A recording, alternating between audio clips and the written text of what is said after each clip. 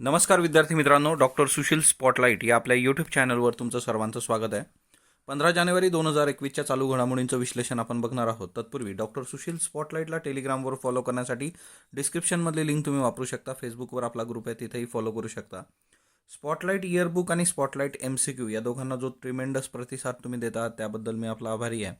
हे दोन्ही पुस्तकं जे आहेत ते ॲमेझॉन, फ्लिपकार्ट, त्याच्यानंतर केसागर ऑनलाईन, कार्ट91 या सर्व प्लॅटफॉर्मवर ऑनलाईन उपलब्ध आहेत. त्याच्याबरोबरच पोस्टल डिलिव्हरीसाठी तुमच्यासमोर नंबर आहे 8446430119.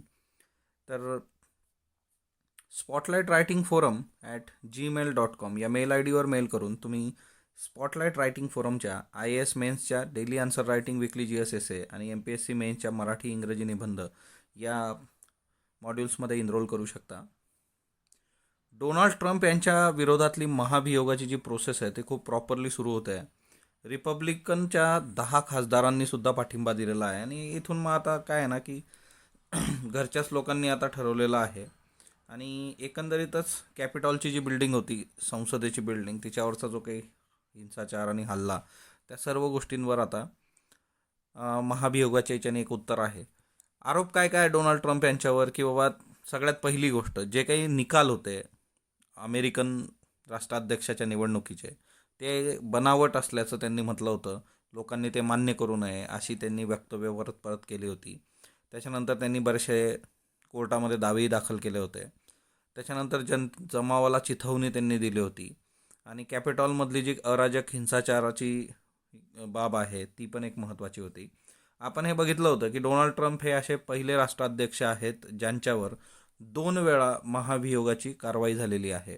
सो हा MCQ एक आपल्यासाठी महत्त्वाचा ठरतो. ओके, सो बघूयात येत्या काळामध्ये आणि याचं एक सेपरेट लेक्चर आपण घेऊयात. एक उद्यापासून आपली प्रॉपर सिरीज सुरू होईल, तर तिच्यामध्ये डोनाल्ड ट्रम्प हे कॅपिटॉलचं पूर्ण प्रकरण, ते डोनाल्ड ट्रम्प यांचं महाभियोग, ते पूर्ण संपल्यानंतर मग ते एक चॅप्टर आपण क्लिअर करू. त्याच्यानंतर जे काही शेतकऱ्यांसाठी सर्वोच्च न्यायालयाने समिती स्थापन करण्यासंबंधी निर्णय घेतला होता. आता तिच्यामध्ये जे 4 सदस्य होते त्या सदस्यांवर सगळ्यात महत्त्वाची बाब जी होती की त्यांच्यावर टीका अशी होत होती की हे जे सर्व सदस्य आहेत या सर्व सदस्यांनी शेतकरी कायद्यांना ऑलरेडी समर्थन दिलेलं आहे आणि मग असे सदस्य त्या समितीमध्ये काय नेमकं घेऊन येतील. तर त्याच्यामुळे शेतकऱ्यांनी त्यांना पहिलेच रिजेक्ट केलं होतं की हे सदस्य नकोत आणि त्याच्यामुळे अखिल भारतीय किसान समन्वय समितीचे जे काही अध्यक्ष होते भूपिंदर सिंह मान, हे पण तिच्यामध्ये एक होते बघा, भूपिंदर सिंह मान. आता त्यांनी आता या समितीतून माघार घेतलेली आहे, कारण त्यांनी असं म्हटलेलं आहे की शेतकऱ्यांच्या हितासाठी मी माघार घेतोय, that's it. So Bhupinder Singh मान बाहेर पडलेले आहेत. स्वतंत्र सदस्य याच्यामध्ये हवे होते असं शरद पवारांनी वक्तव्य केलेलं आहे आणि त्यांनी म्हटलं की या समितीमध्ये स्वतंत्र तज्ज्ञ असे सदस्य हवे होते. ते जर असते तर कदाचित ही वेळ आली नसती आणि इथून पुढं जे आता 3 अजून सदस्य आहेत त्यांच्यावर पण प्रश्नचिन्ह उभं राहिलेलं आहे.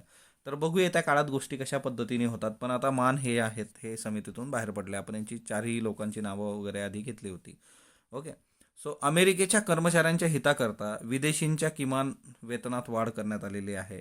H1B सारखा जो व्हिसा असतो, आता H1B व्हिसा जो आहे तो नॉन इमिग्रंट व्हिसा आहे. म्हणजे भारतामधून जे काही IT इंजिनियर्स असतील किंवा जॉब करणारी जी काही लोक जातात तिकडं, नॉन इमिग्रंट व्हिसा त्यांना दिला जातो, त्याला H1B व्हिसा. H1B व्हिसावर ऑलरेडी आपलं लेक्चर आहे, तर ते मी एकदा पोस्ट करतो टेलिग्रामला, मग तुमचा अजून क्लिअर होऊन जाईल जो काही हे आहे तो, है ना, याच्याबद्दलचे डाऊट्स. आता अमेरिकेतले जे काही मालक आहेत, वेगवेगळ्या कंपन्या आहेत, त्यांना विदेशी कर्मचाऱ्यांना किमान वेतन द्यावं लागतं. जसं आपल्या इथं नरेगा आहे, मग त्याच्यासाठी किमान वेतन ठरलं आहे, तसं मग अमेरिकेतले जे मालक आहेत कंपन्यांचे, त्यांना विदेशी कर्मचाऱ्यांना किमान वेतन द्यावं लागतं आणि त्याच्यामध्ये मोठी वाढ करणारा निर्णय जो आहे तो ट्रम्प प्रशासनाने घेतला आहे. मग आता याच्यात बऱ्याचदा काय होतं की विदेशामधून कमी दरामध्ये येणारे जे काही कामगार असतं तर त्यांना कमी वेतनावर काम करावं लागतं. त्यातल्या त्यात दुसरा मुद्दा असा असतो की एकतर कमी याच्यात ही लोक काम करतात बाहेरून जाणारी, आणि मग त्या कंपॅरिझनमध्ये अमेरिकी कामगार जे आहेत त्यांना काम करावं लागतं. म्हणजे फॉर एक्झाम्पल, ही व्यक्ती भारतातून अमेरिकेत जॉबला गेली. आता समजा याला जर $50,000 एवढं मिळतं आहे समजा, ओके, तर मग आता जो बी आहे की हा अमेरिकन नागरिक आहे, US चा नागरिक आहे, याला पण त्याच रेंजमध्ये काम करावं लागतं.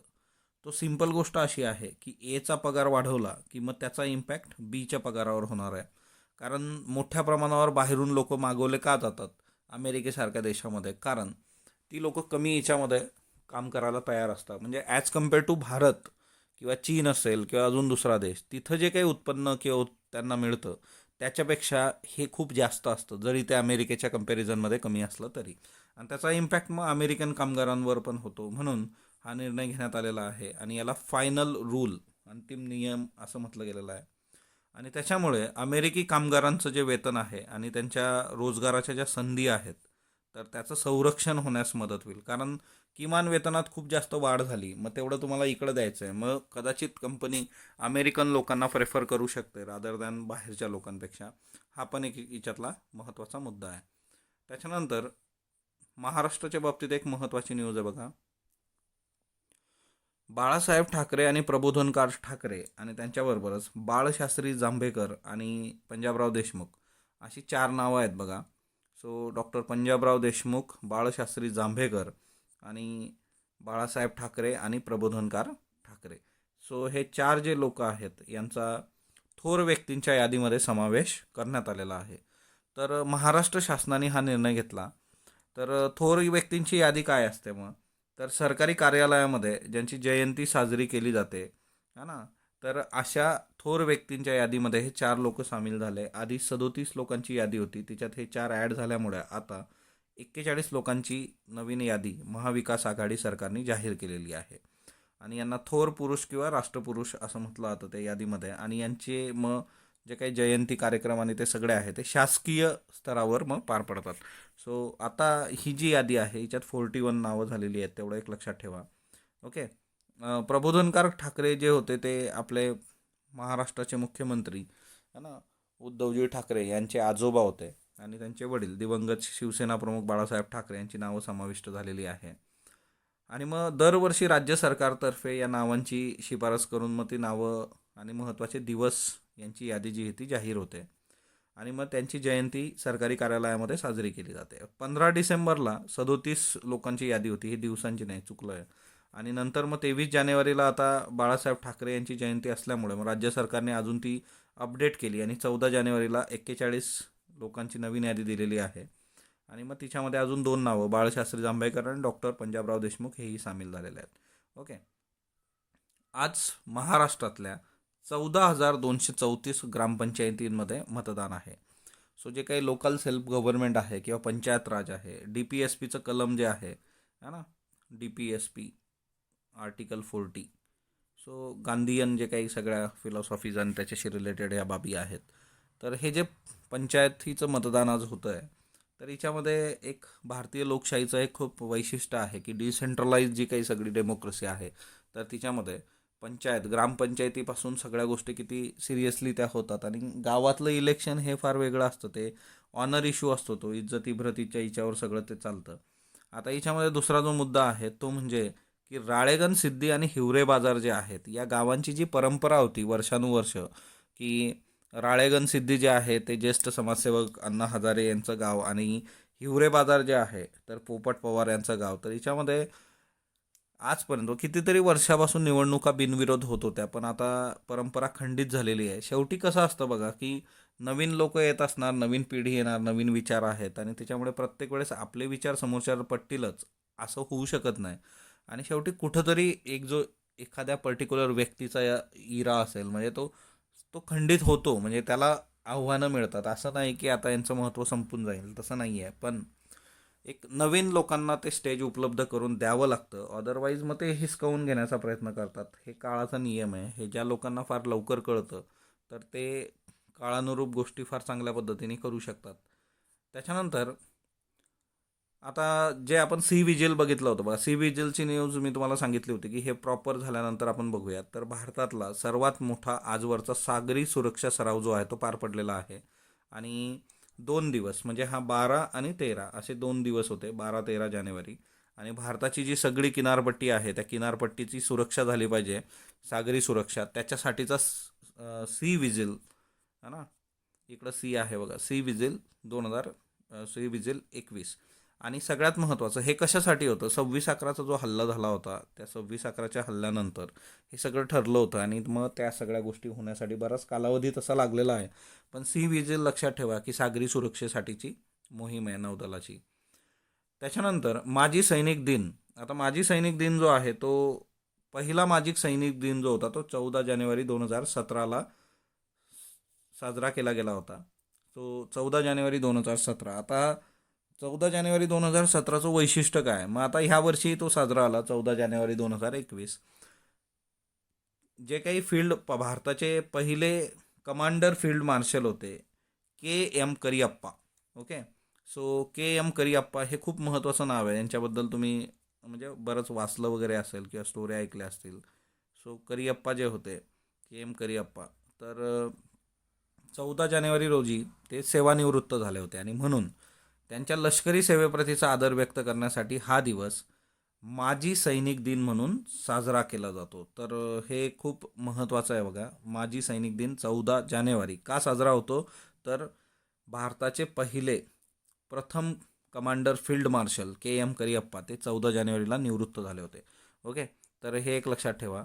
त्याच्यानंतर म्हणजे जवळपास 15 जानेवारी 1949 ते 14 जानेवारी 1953पर्यंत ते लष्कर प्रमुख होते. 1986मध्ये त्यांना फील्ड मार्शल म्हणून गौरवण्यात आलं होतं. त्याच्यानंतर निवृत्तीनंतर सुद्धा सीमेवरील जवानांचं मनोबल वाढवण्यासाठी ते सीमाभागात भेटी दिल्या होत्या आणि शेवटी तो माणूस त्या मातीतला आहे आणि ते सगळं अनुभवलेला माणूस, तर ते इतकं रिटायरमेंट झाल्यानंतर सगळं सुटत नाही आणि त्याच्यामुळे ते जायचे आणि सैन्याचं मनोबलसुद्धा वाढवायचे. हा खूप प्रोन प्रश्न असणार आहे येत्या काळामध्ये, MCQ करता खूप महत्त्वाचं. ते म्हणजे की ज्येष्ठ भौतिक शास्त्रज्ञ रोहिणी गोडबोले जे आहेत त्यांना फ्रान्सचा सर्वोच्च सन्मान मिळालेला आहे. सो ज्येष्ठ भौतिक शास्त्रज्ञ आणि भारतीय विज्ञान संस्थेमध्ये त्या कार्यरत आहेत आता IIScमध्ये. आणि त्यांना हा सगळा जो फ्रेंचचा सर्वोच्च पुरस्कार मिळालेला आहे, नॅशनल ऑर्डर ऑफ मेरिट, हा फ्रान्सचा सर्वोच्च पुरस्कार आहे आणि तो प्राध्यापक रोहिणी गोडबोले यांना जाहीर झालेला आहे. तर त्यांचं जे योगदान आहे की मूलभूत विज्ञान संशोधनामधलं आणि त्यातल्या त्यात महिलांचं प्रमाण त्या क्षेत्रात वाढावं यासाठी सुद्धा त्यांनी कार्य केलं, तर त्यासाठी यांना हा पुरस्कार दिला गेला. म्हणजे एकतर महिलांचं प्रमाण संशोधनामध्ये वाढलं पाहिजे. किरण नावाची योजना आहे बघा, की महिला शास्त्रज्ञ किंवा संशोधनात महिला जास्तीत जास्त आल्या पाहिजे, तर सरकार पण प्रोत्साहन देत असतं. पण स्वतः व्यक्तिगत हिच्यामध्ये ते काम करणं आणि ते काम करत असताना आपल्याबरोबर इतर महिलांना सामोरं घेऊन जाणं हा खूप महत्त्वाचा आस्पेक्ट आहे. आणि त्याच्यामुळे प्राध्यापक रोहिणी गोडबोले यांना फ्रान्स सरकारने नॅशनल ऑर्डर ऑफ मेरिट हा पुरस्कार दिलेला आहे, जो त्यांचा सर्वोच्च पुरस्कार आहे. आणि ही भारतासाठी एक प्राऊड मुवमेंट आहे बघा, की आपल्या व्यक्तीला अशा पद्धतीने जर एखाद्या देशाचा सर्वोच्च सन्मान मिळत असेल. आता यांनी जवळपास 40 वर्ष संशोधन केलेलं आहे. म्हणजे एकतर कण भौतिकी असेल, कोलायडर भौतिकी म्हणजे, आणि दुसरं म्हणजे CERNमधलं जे आंतरराष्ट्रीय संशोधकांच्या गटामध्ये त्या 2007 ते 2012 जवळपास 5 वर्ष CERNमध्ये सुद्धा त्या काम करत होत्या. त्याच्यानंतर त्यांचं जे काही बेसिक शिक्षण झालेलं आहे ते हुजूरपागा शाळा जी आहे बघा पुण्यातली, है ना, महाविद्यालय आपलं SP कॉलेज, तर तिथून झालेलं आहे. म्हणजे आपल्या आजूबाजूला असणार आहे, म्हणजे पुण्यातली जी स्टुडंट्स असतील किंवा तुम्ही लोक पुण्यात जे काही असतील, तर हुजूरपागा समोरून कितीतरी वेळा तुम्ही गेला असाल. मग ते बेसिक जे आहे की असल्या शाळा आणि असली कॉलेजेस जी आहेत तर त्यांच्यासाठीही ती प्राऊड मुवमेंट असते आणि तिच्यामधून अशी लोक बाहेर पडतात की तो जो घडलेला विद्यार्थी आहे लहानपणी, तर ते खूप महत्त्वाचं आहे आणि त्याच्यामुळेच मग यांचं महत्त्व टिकून असतं. त्यांचं जे काही एक बुक आहे बघा, त्याचं लीलावतीज डॉटर्स या पुस्तकाचं संपादन त्यांनी केलेलं आहे. त्याच्यानंतर the girls guide to a life in science या पुस्तकाच्या सहसंपादिका सुद्धा त्या आहेत. तर हे पण एक लक्षात ठेवा. सो 2 पुस्तकं जे आहेत, लीलावतीज डॉटर्स आणि the girls guide to life in sciences, तर हे महत्त्वाचं आहे. भारत सरकारने 2019मध्ये त्यांना जे आहे पद्मश्री पुरस्कार दिला होता. 2019 पद्मश्री पुरस्कार त्यांना भारत सरकारने दिलेला आहे. आणि मग असे बरेच बाकीचे पुरस्कार आहेत की जे टिपिकल संस्थांतर्फे दिले जातात, जसं विज्ञान क्षेत्रातील इंडियन फिजिक्स असोसिएशनचा RD बिर्ला पुरस्कार, CV रामन महिला विज्ञान पुरस्कार. सो असे कितीतरी पुरस्कार त्यांच्या नावावर आहेत. पण रोहिणी गोडबोले जे आहेत त्यांना फ्रेंच सरकारचा नॅशनल ऑर्डर ऑफ मेरिट सर्वोच्च पुरस्कार, आणि ते आपल्यासाठी MCQ करता महत्त्वाचं आहे. तेजसचा प्रकार जो आहे बघा, तेजस विमान आता घेतोय आपण, 83 तेजस विमानं जी खरेदी करणार आहे संरक्षण मंत्रालय आता, तर त्याच्यामध्ये आपण त्याचं बेसिक काही गोष्टी बघितल्या होत्या. त्याच्यामध्ये काही चेंजेस म्हणजे काही वेगळ्या गोष्टी आहेत, की फॉर एक्झाम्पल की हे एक आसनी आहे बघा, एकच आसन आहे याच्यामध्ये. काही बेसिक गोष्टी लक्षात ठेवा, एकच आसन याच्यामध्ये आहे. आणि जे बाकीचे जे विमानं असतात त्याला जी बॅक साईडला शेफ्टी असते, तशी शेफ्टी याला नाही आहे. तर तोही एक महत्त्वाचा याचा ॲस्पेक्ट आहे. त्याच्यानंतर INS विक्रमादित्यवर तेजस आहे बघा, तर म्हणजे तेही एक लक्षात ठेवा. म्हणजे 13 जानेवारी 2020, ओके, 13 जानेवारी 2020ला INS विक्रमादित्यवर तेजस उतरलं होतं. म्हणजे तेजस आता तिथं डिप्लॉय करण्यात आलं की ते तिथं काम करणार. ओके. त्याच्यानंतर याचं जे वजन आहे ते 12 टन आहे, लांबी 13.2 मीटर आहे. ओके, तर हे एक लक्षात ठेवा. त्याच्यानंतर नेक्स्ट वन जे आहे की ताशी 2200 किलोमीटर वेगाने ते जातं, हे आपण बघितलं होतं. मग आता याचं काम काय काय आहे? हवाई युद्धासह टेहळणी करू शकतं, युद्धनौका विरोधातील कारवाई सक्षम ठरवू शकतं ते. आणि आपण हे बघितलं होतं की त्याचे बेसिक जे आहेत. आता त्याचं वजन जे आहे ते खूप हलकं आहे, कारण ते मिश्र धातूपासून ते बनवलेलं आहे, तर तेही एक लक्षात ठेवा. आणि त्याचे जे पंख आहेत ते त्रिकोणी आहेत. तेजस जे आहे, तेजसचे जे पंख आहेत, तर हे इथं आपल्याला दिसतं की हा त्रिकोणी आकाराचा पंख आहे बघा तेजसचा. त्याला नेहमीच्या लढाऊ विमानासारखा शेफ्टीचा भाग नाही आहे. तो मी तुम्हाला दाखवला की बॅक साईडला शेफ्टी नाही आहे त्याला, है ना. रडारवर तो दिसत नाही. आणि त्याच्यामुळेच हे जे काही आहे की, आणि एकतर तो भारतीय बनावटीचा आहे, ते एक महत्त्वाचं आहे. हवेमध्ये त्याच्यात इंधन तुम्ही भरू शकता, तर तेही एक महत्त्वाचं आहे. आणि त्याच्यामुळे प्रदीर्घ काळ ते कार्यरत राहू शकतं, कारण जर हवेत इंधन भरता नाही आलं तर इंधन संपल्यानंतर तुम्हाला खालीच यायचं आहे ना. सो म्हणजे संपायच्या आधी यावं लागेल, संपल्यावर तर मग ते घेऊनच येणार खाली. आता राफेलची किंमत तुम्ही जर बघितली, म्हणजे आता खरी किंमत बाहेर नाही आली, पण ज्या गोष्टीबद्दल म्हटलं होतं की राफेल जवळपास 1670 कोटी रुपयाचा आहे. आणि इथं जो पूर्ण तेजसचा जो हे आहे तो 45,696मध्ये 83 विमानं आपण घेतोय, कारण ते स्वदेशी आहेत शेवटी. तर हा एक फरक आहे. आणि 2024पर्यंत मग तेजस आपल्याला दिसेल, तर चांगली बाब आहे. त्याच्यानंतर 73वा आर्मी दिवस जो आहे तो 15 जानेवारी 2ला साजरा होतोय बघा, आणि म्हणजे आजचा दिवस. Okay, so army day. आणि मग याच्यात 2 दिवस एकामागे एक आलेत बघा. 14 जानेवारी माजी सैनिक दिन होता, आणि आर्मी दिवस जो आहे तो 15 जानेवारी, तर ते एक लक्षात असू देत. सो आज आर्मी दिवस आहे. प्रजासत्ताक दिन परदेशी पाहुण्याविना साजरा होणार आहे 2021चा, कारण आपण बोरिस जॉन्सन यांना बोलवलं होतं, पण ब्रिटनमध्ये परत दुसरा स्टेन आला आणि त्या सगळ्या ह्याच्यात मग ते येणार होते. आणि बोरिस जॉन्सन यांनी मग कळवलेलं आहे की बाबा आम्ही येत नाही आता, आणि है ना, सौजन्य करोना. त्याच्यामुळे या वर्षाचा प्रजासत्ताक दिवस परत आपण कुणाला तरी बोलवणार, परत मग ते करोना त्याच्या संबंधीच्या गाईडलाईन्स आणि त्याच्यामुळे मग है ना की आपण आता आपला आपला झेंडावंदन करूयात. दुसरी महत्त्वाची गोष्ट, जसं तेजस आपण हे केलेलं आहे, तर लष्कर आता स्वदेशीवर फोकस करत आहे. आत्मनिर्भर भारतमध्येही आपण बघितलं होतं, है ना. तर तिच्यामध्ये आता जवळपास आपण निर्णय घेतला होता लास्ट इयर की 27,000 कोटी रुपयांची उपकरणं जी आहे ती देशात उत्पादित करायची आपल्याला. आणि ही चांगलीच बाब होती. हिच्यामध्ये मग आता लष्करामध्ये मायक्रोकॉप्टर नावाचा एक ड्रोन आणि आस्मी नावाची पिस्तूल दाखल झालेली आहे.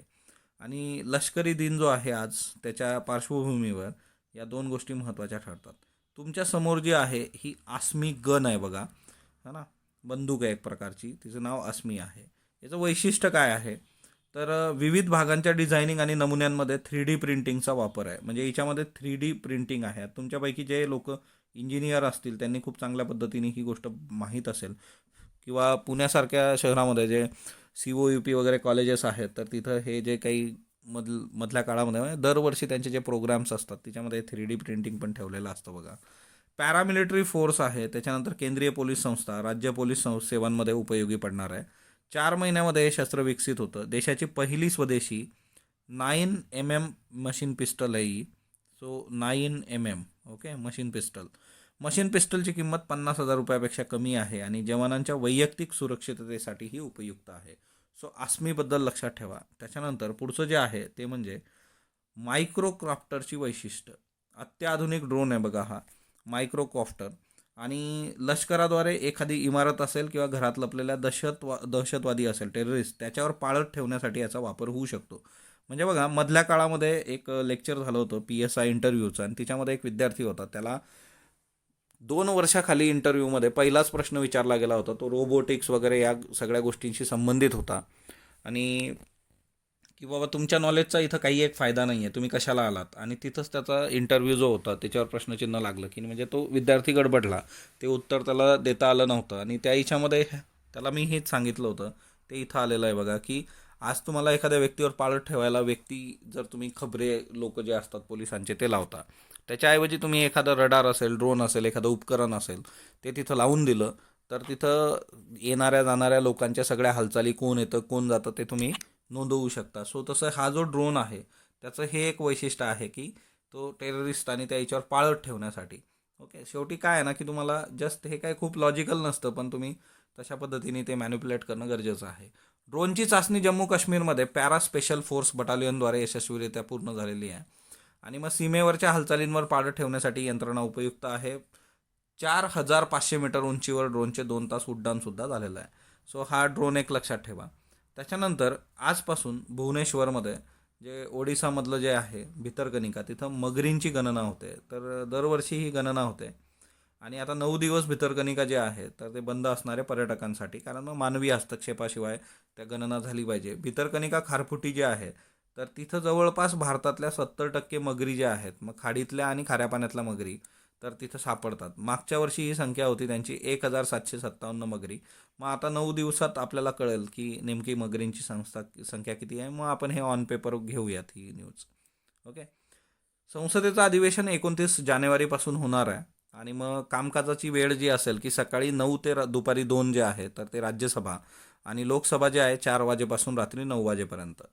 सो संसदेचं अधिवेशन 29 जानेवारी, आणि आपण बघितलं होतं की पहिल्यांदा असा अर्थसंकल्प आहे की जो छापलेला नसणार आहे. त्याच्यानंतर हे जे चित्र तुमच्या समोर आहे तर हे वराहाचं चित्र आहे बघा, रानडुकराचं चित्र आहे. आणि हे जगातलं सगळ्यात ओल्डेस्ट पेंटिंग आहे म्हणून समोर आलेलं आहे. इंडोनेशियामध्ये सापडलं आहे की गुहा चित्र जी असतात तिच्यातलं सगळ्यात ओल्ड. मग आता इंडोनेशियामध्ये, आणि एक बघा, आता ही न्यूज मी काल टेलिग्रामला ही शेअर केली, ही द हिंदूची न्यूज आहे. आज द हिंदू उपलब्ध नाही आहे, आणि हीच न्यूज आपल्या सकाळनी छापलेली आहे. म्हणजे कसं असतं ना, की लोकल पेपर तुम्हाला फार लवकर गोष्टी द्यायला लागलेल्या आहेत. त्यामुळे असं खूप काही है ना, एखाद्या विशिष्ट याच्यामागं पडण्यात काही हे नाही आहे. आता हे जे रानडुकराचं चित्र आहे इंडोनेशियामध्ये आढळलेलं आहे, आणि जवळपास 45,500 वर्षापूर्वीचं हे चित्र आहे. आता तिथला जो स्थानिक प्राणी आहे रानडुक्कर, त्याचं हे चित्र आहे. दक्षिण सुलावेसी खोऱ्यात ते सापडलेलं आहे. ओके. आता लिऑंग टेडोंगन इथल्या चुनखडीच्या गुहेमध्ये हे सुलावेसीतील रानडुकराचं चित्र आहे. आणि इथं जे आहे की पावसाळ्यात पुराच्या पाण्यामुळे इथं पोहोचणं अशक्य असतं. आणि बुगीज समुदाय जो आहे, बुगीज, त्याचं अस्तित्व या खोऱ्यात होतं. आणि त्या लोकांचंच कदाचित हे चित्र असावं, म्हणजे त्यांनी ते काढलेलं. आणि कातळ शिल्पकलेचा हा एक भाग आहे. आणि मग आता हे चर्चा बघा, त्याच्यामुळे तुम्हाला हे सिंपली विचारलं जाऊ शकतं की हे चित्र कुठल्या याच्यात सापडलं, सगळ्यात जुनं गुहाचित्र जे आहे जगातलं ते कुठल्या देशात सापडलं, किंवा मग इंडोनेशियामध्ये सापडलेलं आहे. मग त्याच्याबद्दलचे डिटेल्स तुम्हाला MCQमध्ये विचारले जाऊ शकतात. कालचे प्रश्न बघा, चिकन अंडी किती अंश डिग्री सेल्सिअसवर तुम्ही तापमानावर किती मिनटं शिजवल्यास विषाणू जो आहे बर्ड फ्लूचा तो निष्क्रिय होतो. सो 70 डिग्री सेल्सिअस 30 मिनटं. खालीलपैकी कोणत्या देशाला जानेवारी 2021 अमेरिकेने दहशतवादाला प्रोत्साहन देणारा देश म्हणून जाहीर केलं? क्युबा.